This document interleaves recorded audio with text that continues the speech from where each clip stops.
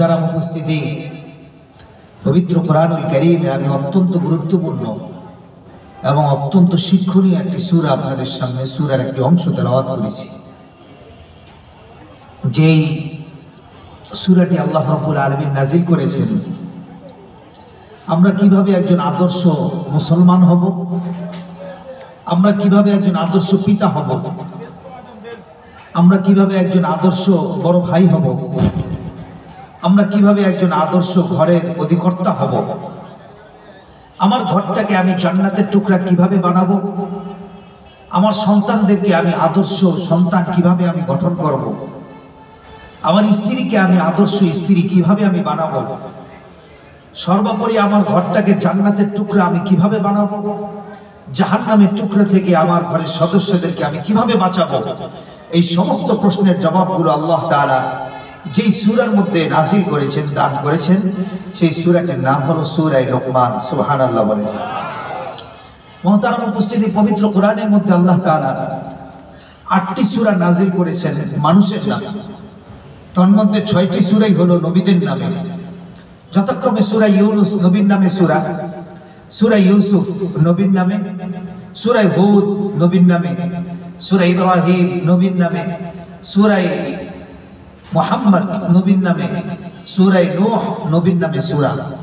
দুটি সূরা এমন আছে যেই দুটি সূরা আল্লাহ তাআলা নাযিল করেছেন মানুষের নামে, কিন্তু ওনারা নবী না, ওনারা আল্লাহ তাআলার ওলি। ওনারা ইবাদত করতে করতে আল্লাহ এতটাই কাছাকাছি হয়ে গেছে যে আল্লাহ রাব্বুল আলামিন ওনাদের নামেও সূরা নাযিল করে দিয়েছেন। সুবহানাল্লাহ। একজন হলো মহিলা ওলি, একজন হলো মহিলা ওলি যার নাম হযরত মারিয়াম আলাইহা সালাতু ওয়াস সালাম। ওনার সম্পর্কে আল্লাহ তাআলা সূরাই নাযিল করলেন। উনি কিভাবে আল্লাহর এত প্রিয় হলো, আমরা যদি কোরআন খুলি তাহলে আমরা দেখতে পাই হযরত মারিয়াম আলাইহিস সালাতু ওয়াস সালাম যখন ওনার মায়ের গর্ভে ছিলেন, ওনার বাবা মা দুইজন আল্লাহর কাছে মান্নত করেছিল, আল্লাহ আমাদের গর্ভে যে সন্তান দান করেছেন মালিক, এই সন্তানটা হওয়ার পরে আমরা আমাদের সন্তানটাকে দ্বীনের জন্য ওয়াকফ করে দিব। আল্লাহ আমাদের সন্তানটাকে বাইতুল মুকাদ্দাসের খাদেম বানায় দিব। আল্লাহ আমাদের সন্তানটা বাইতুল মুকাদ্দাস ঝাড়ু দিবে, আমাদের সন্তানটা মসজিদ ঝাড়ু দিবে, মসজিদ মুছবে, দ্বীনের জন্য ওয়াকফ করে দিব। এই জন্য আল্লাহ রাব্বুল আলামিনের কাছে মান্নত করেছিল ওনার বাবা মা দুইজন। যখন 6 মাস হয়ে গেছে ওনার গর্ভে, মায়ের গর্ভে যখন 6 মাস হলো, ঠিক সে সময় হযরত মারিয়াম আলাইহিস সালাতু ওয়াস সালামের আব্বা ইন্তেকাল করেন। ওনার মা একা সন্তান পেটে 10 মাস 10 দিন যখন হলো, তখন উনি যখন সন্তান প্রসব করলেন, তখন তিনি দেখলেন যে একটা মেয়ে সন্তান হয়েছে।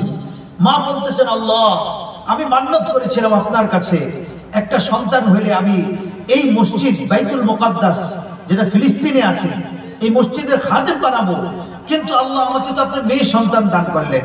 মেয়ে মানুষ মসজিদের খেদমত করবে কিভাবে, মেয়ে মানুষ মসজিদ ঝাড়ু দিবে কিভাবে, মেয়ে মানুষ মসজিদের খেদমত করবে কিভাবে, আল্লাহ দ্বীনের জন্য ওয়াকফ করব আপনার কাছে বলেছিলাম, কিন্তু আল্লাহ আমাদের মেয়েটাকে আমরা কিভাবে দ্বীনের জন্য ওয়াকফ করব।